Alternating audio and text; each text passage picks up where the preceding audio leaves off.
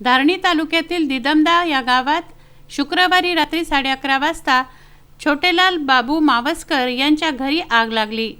Short सर्किटमुळे ही आग लागली व हळूहळू घराची अक्षरशः राखरांगोळी झाली।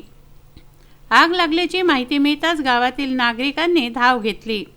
धारणीत आलेल्या नवीन अग्निशामक दलही घटनास्थळी दाखल झालं व आगीवर नियंत्रण मिळवलं। छोटेलाल बाबू मावस्कर यांच्या घरी मुलीचं लग्न असल्यामुळे मोठ्या प्रमाणात लग्नाकरता खरेदी सुरू होती। हे खरेदी केलेलं सामान घरी ठेवलं होतं।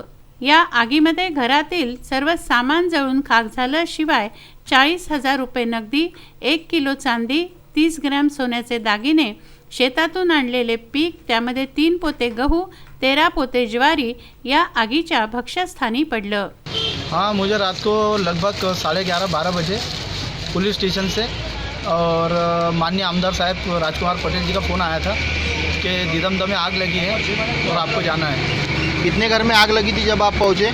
वहाँ लगभग एक ही घर जल रहा था, लेकिन हम समय पे पहुंचकर उसका आग को बुझाकर उस आग पे हमने पूरी तरह से नियंत्रण कर चुके थे रात को। यानी आपके मुताबिक ये जो हमें गाड़ी मिली अग्निशमन दल की, वो आग बुझाने में काम में आई इस दिदमदा गांव में? बिल्कुल सक्षम हो रहा, बहुत अच्छे से आधे घंटे के अंदर ही हमने उस आग पे काबू पा ली है।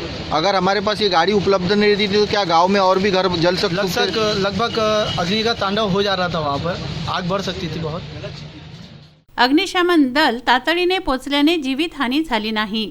या दलातील नगरपंचायतीचे अमीन शेख, संतोष खाडे, दर्पण गयाल यांनी मोलाची भूमिका घेत प्रशंसनीय काम केलं। घटनास्थळी तहसीलदार अतुल पातोडे यांनी भेट दिली व तलाठीद्वारे पंचनामा केला। तस्मीन शेख, जुगल किशोर जयस्वाल, शकील अहमद, विदर्भ न्यूज, धारणी।